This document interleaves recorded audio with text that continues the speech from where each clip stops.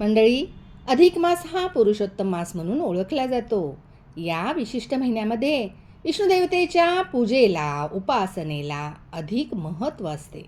भागवत पुराणाचे वाचन या दरम्यान करावे. भागवत कथा सप्ताह या महिन्यामध्ये घ्यावा.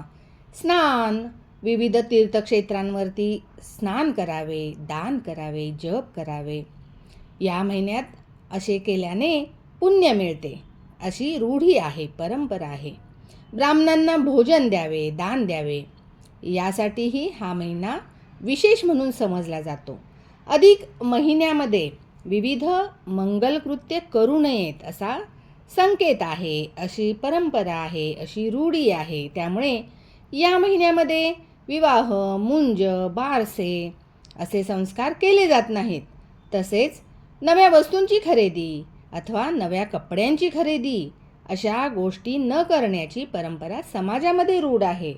2026मध्ये अधिक महिना 17 मे 2026 पासून सुरू होतोय आणि 12 जून 2026 पर्यंत हा महिना असेल.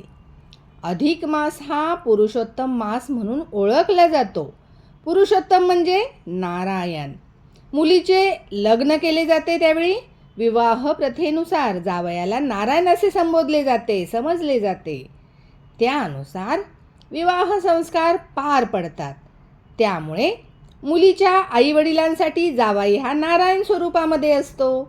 शास्त्रानुसार जावयाला 30 आणि 3 असे अनारसे किंवा म्हैसूर पाक किंवा बत्तासे असे जे सच्छिद्र पदार्थ आहेत यांचे वाण द्यायचे असते.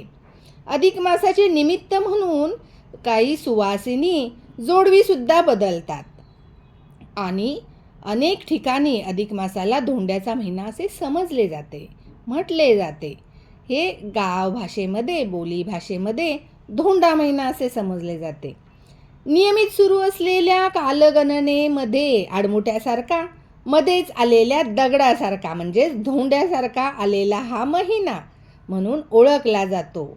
म्हणून त्याला धोंड्याचा महिना असे म्हटले जाते.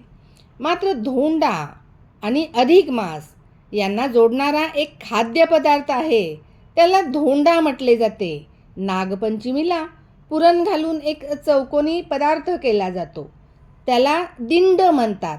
तोच पदार्थ मराठवाड्यासारख्या ठिकाणी गोल लाडवासारखा केला जातो. आपल्याकडे तो चौकोनीसारखा केला जातो आणि मराठवाड्यामध्ये गोल असा केला जातो. आतमध्ये पुरण घालून लाडवासारखा बंद केला जातो आणि किंवा म्हणजे तो धोंड्यासारखा दिसतो.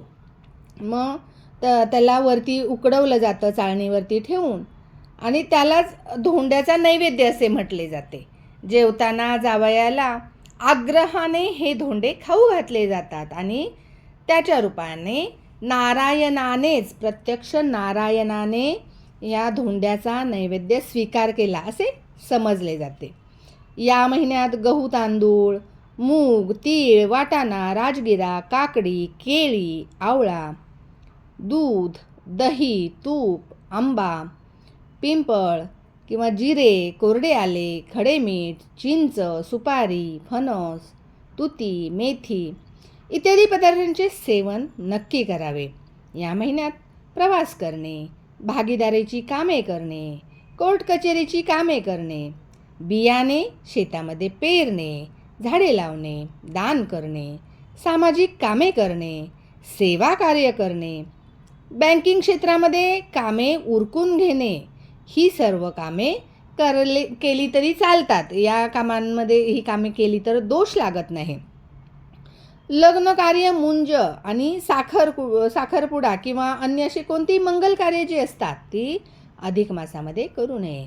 या महिन्यामध्ये विवाह किंवा नामकरण विधी किंवा मुंडन, यज्ञोपवीत किंवा कान टोचणे, गृहप्रवेश यासारखे शुभ कार्य करणे वर्ज्य करावे, टाळावे.